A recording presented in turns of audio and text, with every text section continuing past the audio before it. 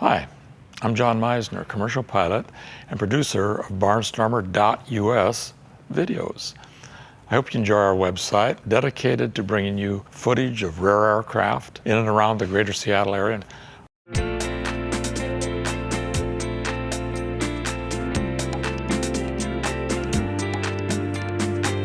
We're at the Flying Heritage Collection located just north of Seattle at Paine Field. Behind me is a 1918 Curtiss Jenny, which was a trainer, the primary American trainer during the First World War. In fact, all of our pilots that were flying in Europe probably trained on a Curtiss Jenny.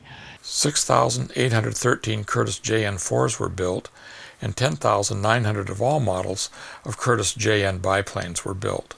These planes that cost the government somewhere on the order of $5,000 a piece, they were available on the cheap after the First World War. In fact, you could buy a reasonably nice Curtiss Jenny for $200 or $300, and that's how barnstorming started in the United States.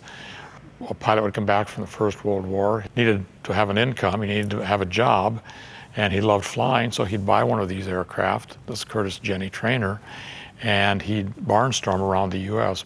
He'd circle the town, maybe drop some leaflets. Everybody'd get excited because they rarely ever saw an aircraft, maybe had never seen an aircraft before. He'd land on a farmer's field, hence the name barnstormer, and he'd ask that farmer if he could fly out of his field. The townspeople would come out, take their rides, $1 for maybe a minute ride, maybe a 5-minute ride, a minute ride, whatever it was. It was a phenomenon throughout the 1920s.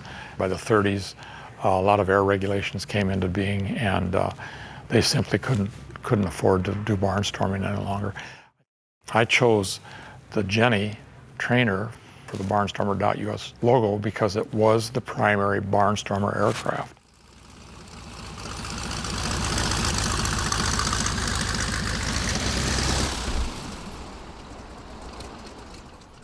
Another great museum we'll visit is the Museum of Flight at Paine Field in Seattle.